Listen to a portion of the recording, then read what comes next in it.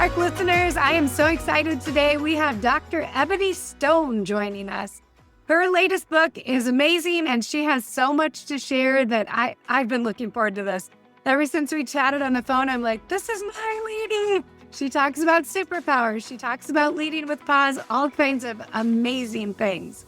Welcome to the Lead with Spark podcast, the show where real women lead with authenticity, show up with presence, and live out their purpose. I'm Lindsay Mulder, speaker, C-suite executive, family gal, travel junkie, and a firm believer that your leadership starts from within. Around here, we go beyond the fluff. We talk about the real stuff no one teaches you in leadership training. Your values, your superpower strengths, boundaries to stop burnout, and how to quit being the chaos coordinator of your own life. Whether you're building a business, leading a team, or just trying to stop feeling stuck in the daily grind, this is your space to get clear, get aligned, and finally lead with confidence. So let's cut the noise and reconnect with the spark that makes you, you. Let's go get our spark on. Dr. Ebony, hey, I'm glad you're here. Hey, Lindsay, thank you so much for having me. I really appreciate being here.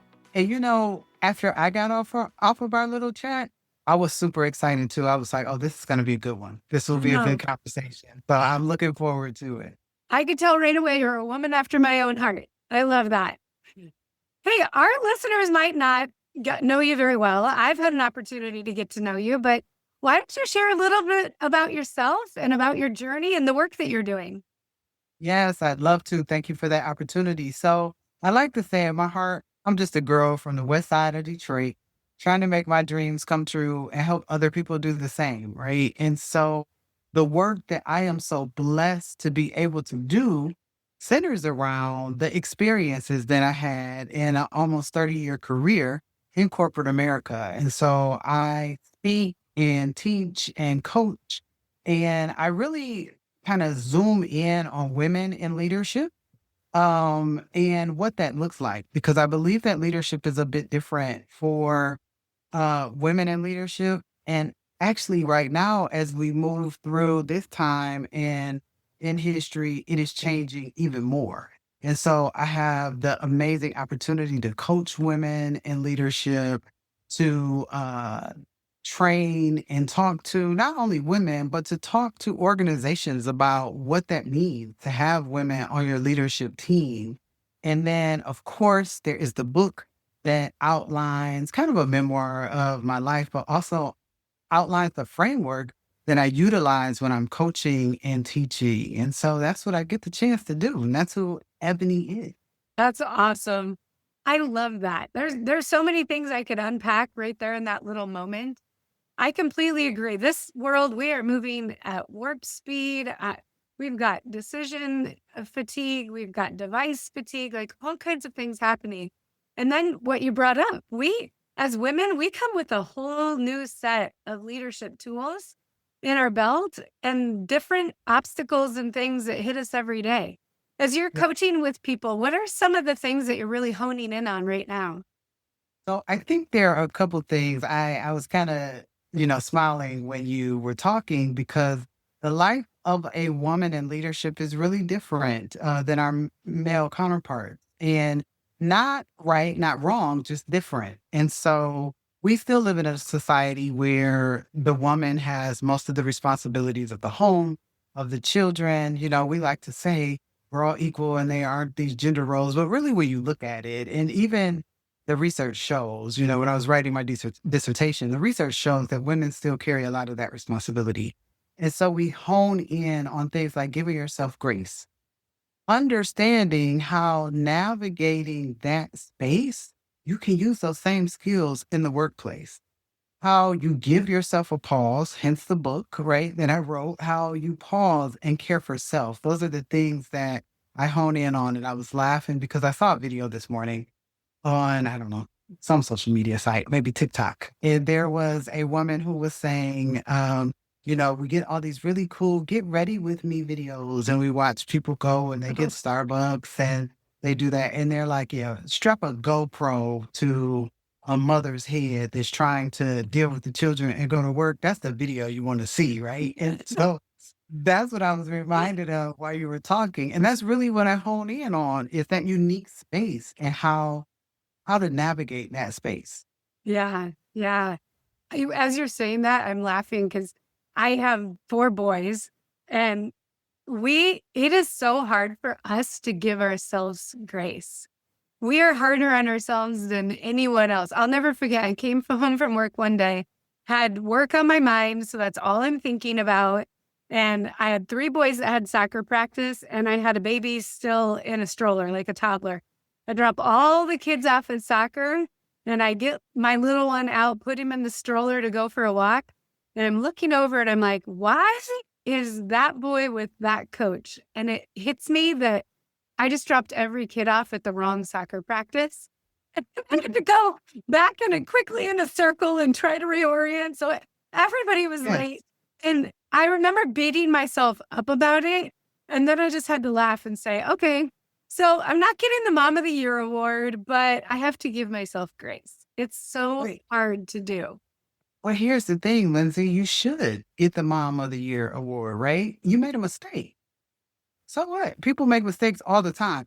I remember I dropped my son off and my mom would pick him up from school. He was maybe second grade. And she called me and she said, dropped him off at school today.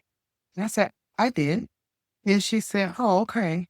I said, what's wrong? And she said, well, he's got his brother's shoes on. Now, his brother is 8 years older than him. Well, he had worn these shoes all day, but he liked them.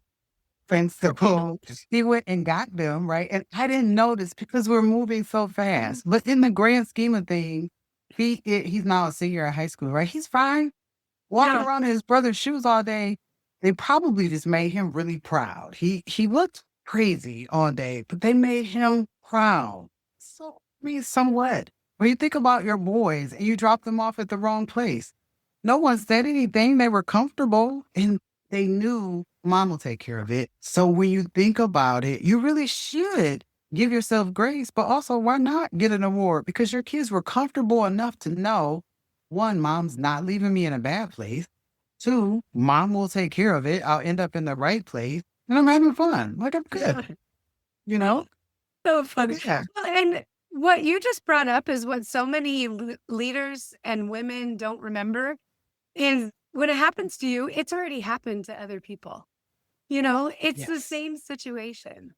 So Absolutely. if we have a listener out there that's thinking, man, I can't give myself grace. No one's done this before. What tip would you give them to implement grace in their own life? I would ask them to just stop for a minute, right? Just pause and try to imagine yourself 12 months from now. If 12 months from now, you think about that situation and it's really not going to matter much, let it go. Give yourself grace, right? Just say, ah, what's the big deal? Move on.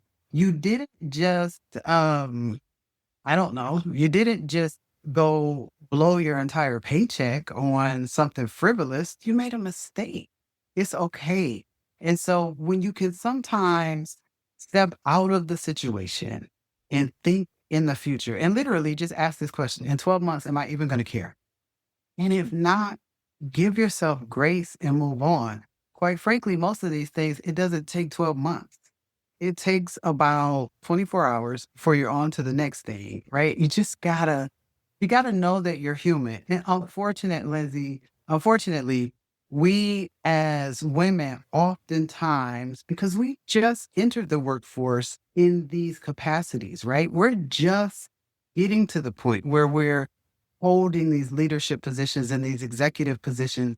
And so we often feel like we have to step into the shoes and emulate what we see in male leaders. We don't have to do that. What we do is lead to the best of our ability. And we bring a different set of, not a different set of skills, but a different outlook, right? We bring a different context, if you will, to leadership. And when all of those things converge together, it's a beautiful thing. But if we're trying to emulate what we've already seen, that our uniqueness is not brought into the workplace, right? So I think that's very important. Yeah. you and I had similar stories, starting out climbing that corporate ladder and thinking we needed to conform to the leaders that were already around us. And I love what you told me. You said, when I realized that being a woman is a superpower, then I let that superpower shine. And I'm like, that's Absolutely. perfect. Yeah. Yes. My grandfather, on my mother's side, had 11 girls. I can't even imagine. I have one. I cannot even imagine.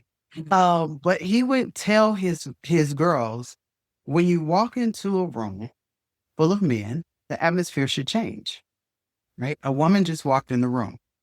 The Okay. atmosphere should change.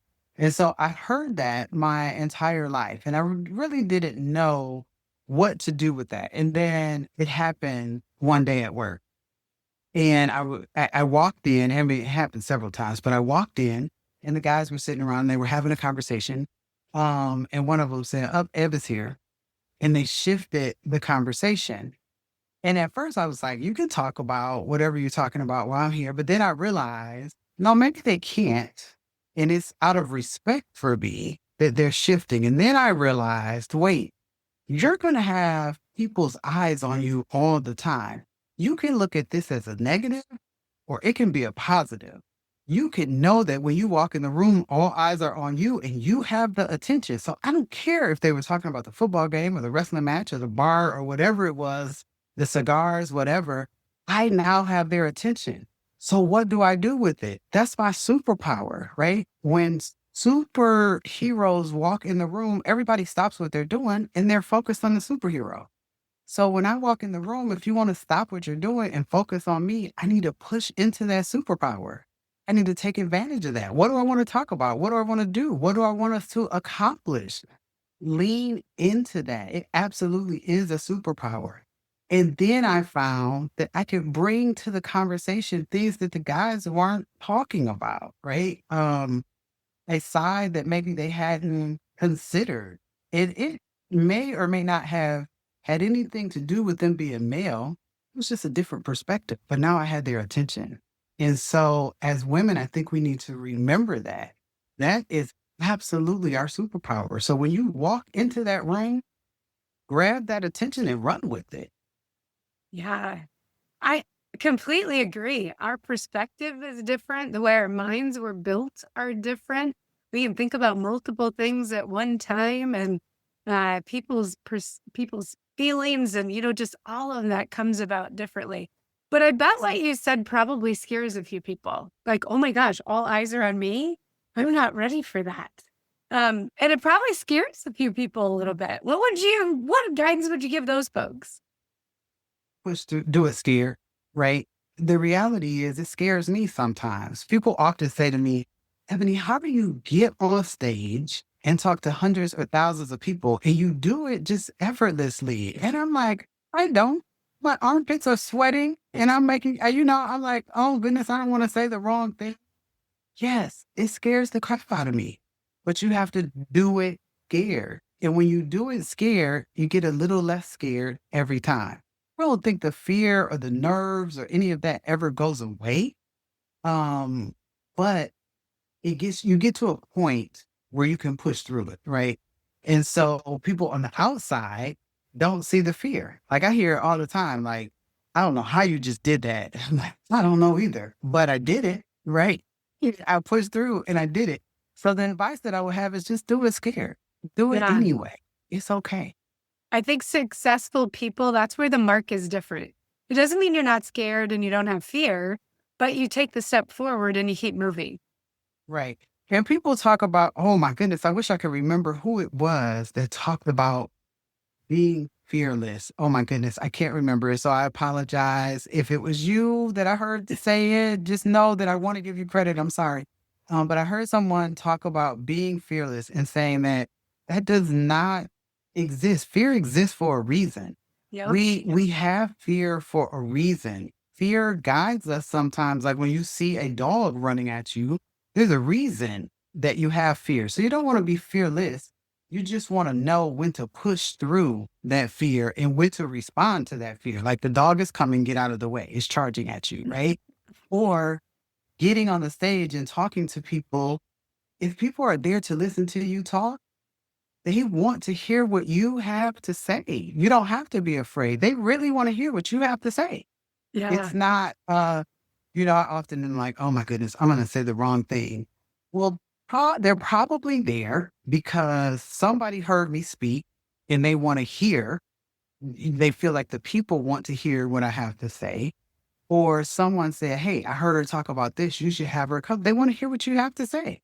So, exactly. yeah. So just do it I think scared. it's Do it funny that you scared. mentioned that. I always tell people when I'm scared, my heart is racing, I'm sweating, my palms get sweaty. You can feel it in your body.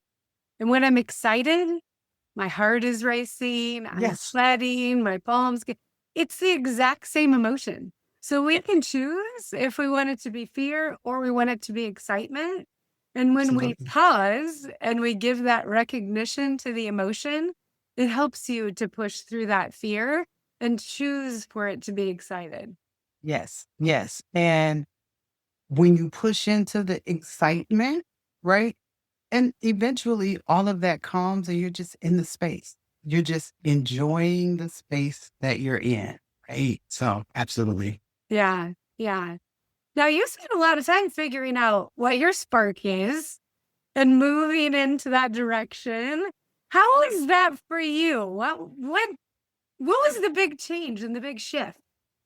You know, I wish I could say, like, hey, this big thing happened and this day I knew. But it was kind of over time. We had come out of COVID and I found myself sitting in my car, just a bit overwhelmed, talking to a therapist. It was the place where I could find peace and quiet, was in my car, right? Yep. Because in the house, you got all the people moving around at work, right? All the people are moving around. Everywhere I went, somebody expected something of me except in my car. And so that's where I was, and the tears were running down my face. And she said, you've been operating in this deficit for so long, you don't even realize what's happening. You need a hard reset. And I remember tears just running down my face, and thinking to myself, I really had lost, right? Like I had just lost. And then it came to me like, no, you're actually beginning to win, right? You are thinking of you. It's the beginning of winning. And so I would say that was maybe the moment, if you will, but I had been kind of leading up to that moment for a while, just trying to figure out what is going on, right?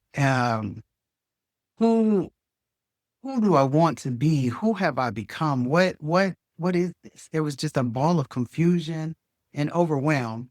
And after I told my story, and Lizzie, it happens to this day, I get so many people that say, Ebony, my goodness, I felt I was reading the words in your book and I felt like you were telling my story, like you were living my life.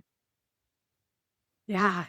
Your story is so important because there's this myth out there that you will get this struck with a lightning bolt and realize, okay, it's time for me to change. And everything is perfectly lined up. You have enough money in the bank, the right opportunities are there. And reality is, we gain our skills and our experience and our passions and our superpowers over time that all lead up to that moment when you're like, yeah, it might be the time. But Yes. the journey Yes. isn't from here to here in this straight, beautiful line. The journey is Right. all over the place. And even when you make the decision, I mean, you sure does. Even when you make the decision, it's not easy. No, it's not easy. And it's funny, the journey, so to your point, the journey is up and down, and then sometimes it goes back and then it jumps forward and it comes back. It's all over the place. But I think it's important to remember that your journey is unique. And while the time may not be perfect, as someone would describe it, it is perfect for you. Yes. And so you move in that space. And it's not like we've talked about, it's not going to be without fear. There's going to be some excitement. There's going to be some unknowns, but you have to move. And you're moving in a space that is unique to you. it may not be and probably won't be the path that I took or the path that Lindsay took. It's going to be the path that is designed for you. Yeah, so true. Which I love in the book, then you show how you lived out the pause formula. Yeah. And I, it's relatable to people so that they can understand, which, hey, I should pause and tell my Spark Life tribe here that you are giving a special discount to all of the yes. listeners. We're going to put that code in the show notes. Um, and why don't you just share a little bit about that acronym and what it means so people know why they need to go get the book? Yeah. So pause is the framework that we work within, which the P literally is just a pause, right? For me, it's pause and pray.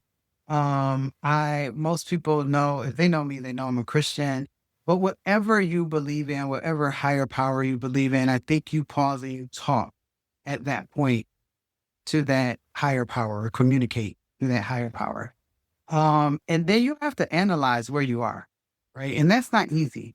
That sometimes requires help, right? Analyzing where you are, how you got there, and then understanding it. Because I can do a complete analysis and I can tell you this is where you are and this is how you got there. But do you understand what that means for your life? Right. So Yeah. you got to understand what that means for your life. And you got to understand what parts you want to keep, what parts you want to change, and what parts you want to create. Right. So all of that comes in understanding. And then One once of you the figure, one of the things before you go on, I want to make sure yeah, you talk about is when you're analyzing, that's where you're discovering, is this really true? Or is this just a yes, belief that I've got out there? Because we hold so absolutely. many beliefs inside of us that actually Yes. are reality. Yes. I'll give you an example. I believe that in order to going back to being the mom of athletes, I believe that I had to be at every single game, right? Good moms are at every single game, every single meet, every single everything. And so I'm running around, I'm doing that. I have my calendar all worked out. When I get a schedule, I'm sitting down with my assistant. I'm making sure that my boss knows on these days I'm going to be able to track meet, but I'll be back to work and just figuring it all out. And I remember thinking, oh my goodness, my daughter's track meet is about an hour and a half away from where I work. How am I going to get out there and get back? And so I'm trying to figure it out. And I had a meeting that ran over and I was so nervous because, track meets run on a schedule. Yeah. And so I'm like, I'll get to the meet, but I don't know if I'll get to her race. And so I called her to say, hey, I'm trying to get there as soon as I can. And my daughter, in her infinite 13 year old wisdom, was like, hey, mom, this was not a big deal. Don't rush to get Mhm. here. And I was thinking, no, I got to be there. She's like, it's not a big deal. Can you be there next week? And I'm like, yeah, I can be there next week. And so sometimes our belief, to your point, is not reality. Mm. My children didn't need me to be at every practice and every game. They needed me to be in the places that they felt were important. And they needed me when they didn't feel secure for some reason, either important or maybe they were having some self doubt on something. That's when they needed me. They didn't need me to show up every single time, right? Yeah. I still go to as many as I can, but even the children were like, no. So when you're analyzing, you're right. Is it a fact Mhm. or is it a belief, Yeah. right? And that bleeds over to work too. I mean, what you just pointed out is that you use communication skills to validate that belief. And often at work, that's exactly what we need to do. We got to ask really curious questions to find out, do they really need me to dictate this workflow? Do they really need me at these meetings? Like, where do Right. they actually need me? What are the beliefs that I'm holding that might be misconceptions? Yes. And am I comparing myself to someone or something else unfairly? Yeah. Right? Am I comparing myself? Am I new at the job and comparing myself to the person that's been doing it for 20 years unfairly? Yeah. We Right? find that a That, lot with coaching leaders. They have the yes. role model, which I absolutely recommend. But they have to realize that role model got to where they are through a lot of the same obstacles that you're encountering. They're just further Absolutely. along. Absolutely. And it's okay. The journey is about learning, but you're right. Are these facts or are they just beliefs? Yeah. The analysis helps you figure that out. And once you So we figure it had, out, you can oh, go ahead. once you figure it out, then you can start to understand it, right? So you're pausing, you're analyzing, and then you're understanding. And so going back to my daughter and her track meet, the understanding, first of all, it was a belief, but then also understanding what was underneath that, right? Some of it was mommy guilt. I'm working and I can't be there all the time. So understanding how my children feel, having conversations with them to find out they actually feel great. And sometimes I found my kids did not want me in places because they wanted some independence to figure it out themselves, Mm, right? And that happens in the workplace. There was a course where I used to work called Delegate to Elevate. Sometimes we need people to figure it out themselves. Then once you have an understanding and you understand where you want to go, you can create a strategy to get there. Because just like we talked about the journey to this point, the journey to get where you want to go you don't just hop over there, right? You got to figure it yeah. out and you kind of got to work on it, right? And then you execute that journey, that strategy, and then you continue in that loop during the execution. You pause again, you pray about it, you analyze what you've been doing, you understand it. Do you need to tweak your strategy and you continue to execute. And that's the framework that I work with. Yes. That's amazing. So, as people are working through this, do you recommend that they do it for a given topic in their life, for their whole life? How do you want people to start when they think about this framework? When they think about it, I think it depends on where they are in their lives. And I will tell you, if you are at a point where you feel like you are just breaking, then I would suggest that you get with a therapist and you work on the framework alongside your therapist, right? Because sometimes you're just not in the mindset to get there. But if you're doing well and you're just like, hey, I'm ready for the next thing, then I say focus on it in one portion of your life. If you're thinking about your leadership journey and you're saying, I've decided that I want to climb this ladder and perhaps I'm at director level and I want to go to CEO level, right? I want to get to the C-suite. Then I would say in your leadership journey, you start to work that framework. You start to go from expert to executive leadership, which is completely different. Those things are different. And so, how do you build the ladder that you need to help you get there? If you are, and that's in leadership, but if it's something in your life, if it is parenting, if it is, I don't know, health and wellness, then you grab that space. Sometimes, Lizzie, it is not a topic. It's not your whole life. It is one thing, right? It is one meeting. You are sitting in one meeting and you're like, okay, I'm just going to stop in this meeting and I'm going to analyze what is happening in this meeting. Like how did this meeting just go off the rails? What just happened? So sometimes it's a micro Yeah. moment. Sometimes it's a topic and sometimes it's your whole life, just depending on your situation. Yeah. As you were first started talking, that's what I was thinking about. I was thinking, man, this could be used for just a project. Hey, Yeah. let's analyze the project, or let's do kind of that lessons learned. It can be a framework for that. It could be a framework for a development plan. It could be a framework for your summer goals. I mean, it Yes. really is a framework that you can put into place for just about anything. Yes, it can be a framework for I just moved my daughter into her college dorm. It's third move in, right? We got it down to a science at this point.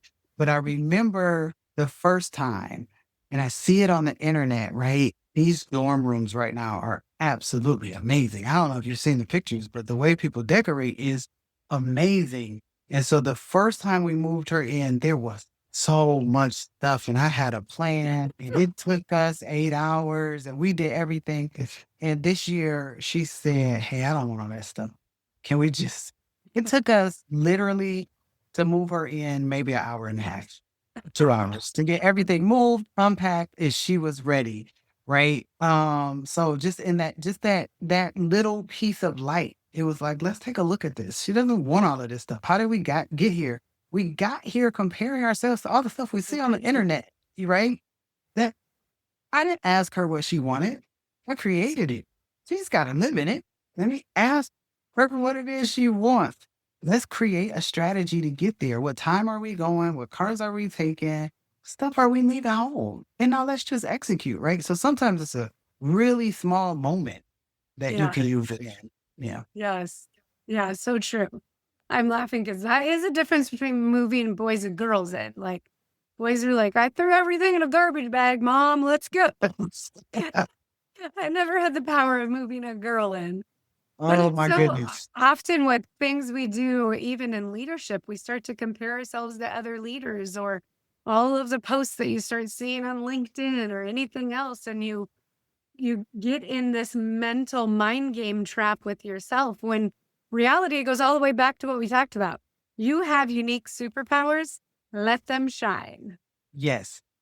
And, in this social media world that we live in, Lindsay, just think about it. How many times have you seen a post, maybe early morning, and then by late afternoon, you think you see it again, but it's a different color, it's on a different page, maybe some different graphics, and you're like, I thought I read that earlier.